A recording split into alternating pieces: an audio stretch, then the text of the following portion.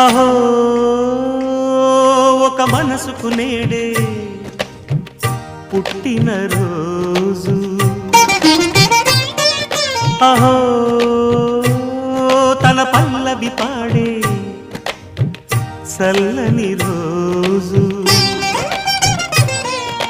ఇదే ఇదే కుహు స్వరాల కానుక, మరో వసంత గీతిక జనించు రోజు. అహో